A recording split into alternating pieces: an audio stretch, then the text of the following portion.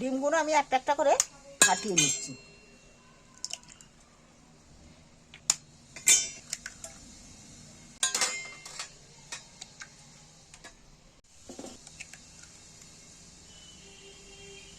দেখো সব ডিমগুলো আমি ফাটিয়ে নিয়েছি। আমি এখানে 8টা ডিম নিয়েছি, তোমরা পারলে যদি বেশি করতে চাও আরও নিতে পারো। প্রথমেই আমি এখানে স্বাদ মতো নুন দিয়ে নিচ্ছি। এখানে 1 চামচ ধনে গুঁড়ো দিচ্ছি। আর এখানে ছোট ছোট করে পেঁয়াজ কেটে রেখেছি, দেখো ছোট ছোট করে পেঁয়াজগুলোকে আমি এখানে দিয়ে দিচ্ছি।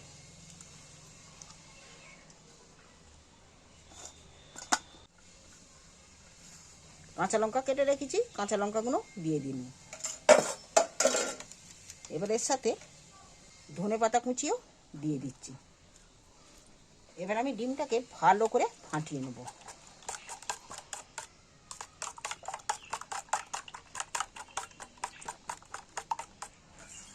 এটা যত ভালো করে ফাটবে তত ভালো কিন্তু ডিমটা জমবে ভালো। উনুনে কড়া বসিয়ে কড়ায় জল ঢেলে দিই।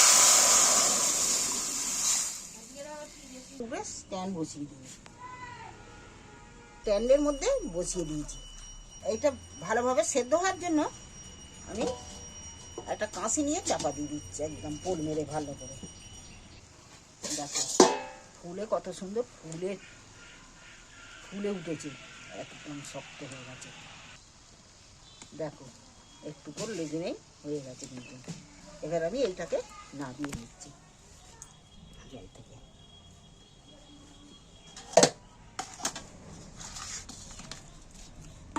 দেখো কত সুন্দর হয়েছে একদম। ও এইভাবে কেটেছি যে, দেখো কত সুন্দর দেখতে হয়েছে। দেখো ডিমটাকে আমি পিস পিস করে কেটে নিচ্ছি, চৌকো পিসেরই কাটছি।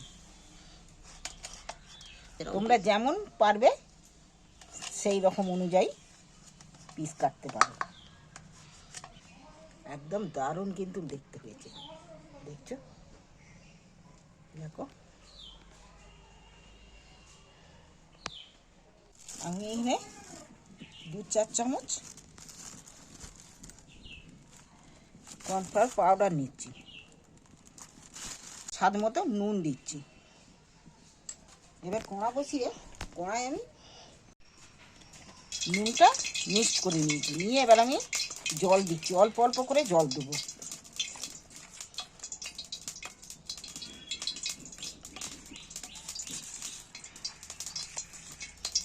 কর্নফ্লাওয়ারটা আমি এর মধ্যেই ঢেলে দিচ্ছি, দিয়ে মেখে নিচ্ছি। পাউডার দিয়ে এইখানেই মেখে নিয়েছি, নিয়ে আমি তেলে ভেজে নিচ্ছি।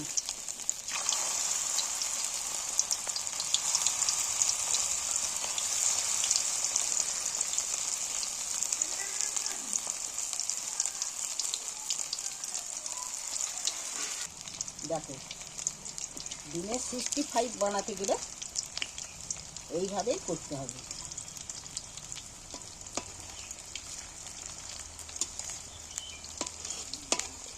ডিমের অনেক কিছুই হয়ে যা আছে খাওয়া।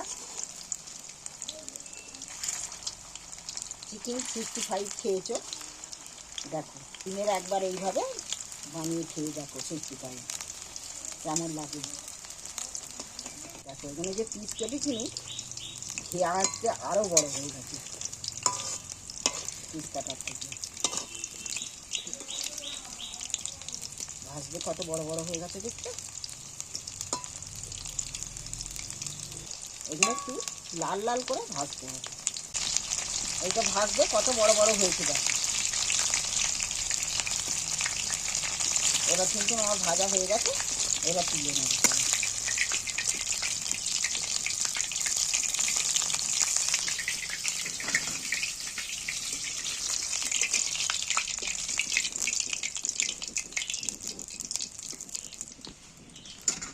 এবার বাকি অংশগুলো এইভাবেই ভেজে নেব। এগুলো ভাজা হয়ে গেছে দেখতে, এবার তুলে নিচ্ছি, এগুলো তুলে নিচ্ছি।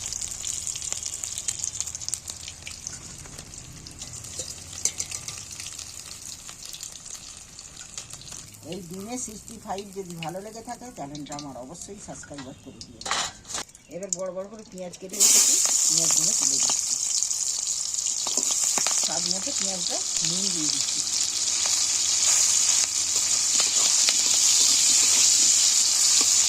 পেঁয়াজটা যে নুন দিলে, পেঁয়াজটা নুন দিলে তাড়াতাড়ি পেঁয়াজটা নরম হয়ে যায় আর তাড়াতাড়ি ভাজাও হয়ে যায়। দেখো আমার অনেকটাই পেঁয়াজগুলো ভাজা হয়ে গেছে। পেঁয়াজটা ভাজা হয়ে যাচ্ছে। এটা 4টে টমেটো কুচো দিয়ে দিচ্ছি এর মধ্যে।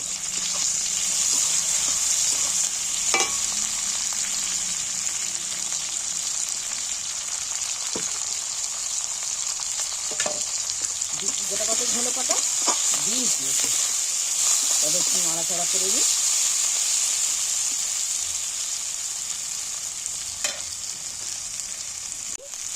রসুন বাটা দিচ্ছি একটু, আর একটু আদা বাটা দিচ্ছি।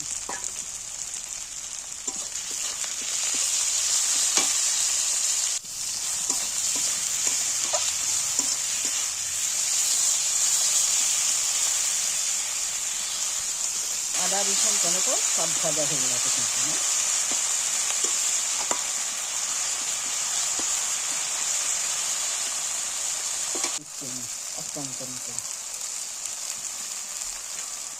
একটু ঝাল লঙ্কা দিয়েছি, একটু হলুদ দিচ্ছি, আর এখানে 1 চামচ গরম মশলার গুঁড়ো দিয়ে দিচ্ছি।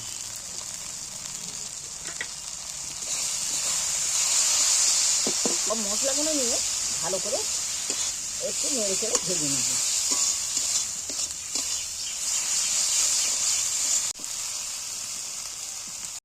একটু ধনে পাতাও ফের দিয়ে দিচ্ছি,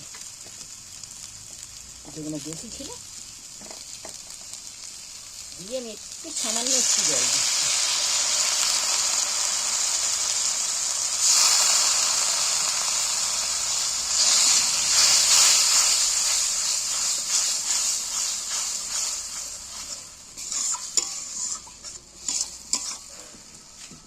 মশলাটা কষে দিয়েছি, মশলাটা সুন্দর সুন্দর হয়ে ভাজা হয়ে গেছে কিন্তু।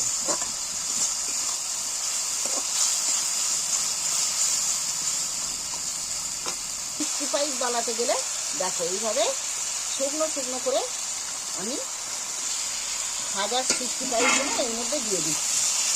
এবার এইটা হবে ভাজা ভাজাই।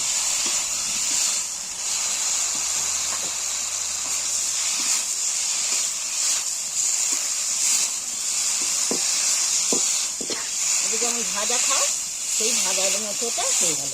তোমরা পারলে এটা যদি আলু দিয়ে এইভাবে বানিয়ে ঝোল করে খেতে পারো সেও হবে। এইভাবে একবার বাড়িতে বানিয়ে খেয়ে দেখবে।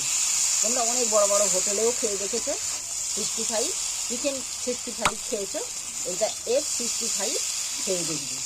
কেমন লাগলো কমেন্ট করে অবশ্যই আমাকে জানাবে, আর ভালো লাগলে আমার চ্যানেলটা সাবস্ক্রাইব করে দেবে। মশলাগুলো দিয়েছি, মশলাগুলো পুরো গায়ে লেগে গেছে। তবে দেখো আমি এর মধ্যে সাজিয়ে তুলছি, পাতাগুলো আমি ওর মধ্যে একটু ছড়িয়ে দিচ্ছি। ডিম 65 দেখো, তোমাদের যদি পছন্দ হয়ে থাকে তাহলে আমার চ্যানেলটা সাবস্ক্রাইব করবে, আর বাড়িতে বানিয়ে খেয়ে কমেন্ট করে জানাবে যে কেমন লাগলো তোমাদের এই 65।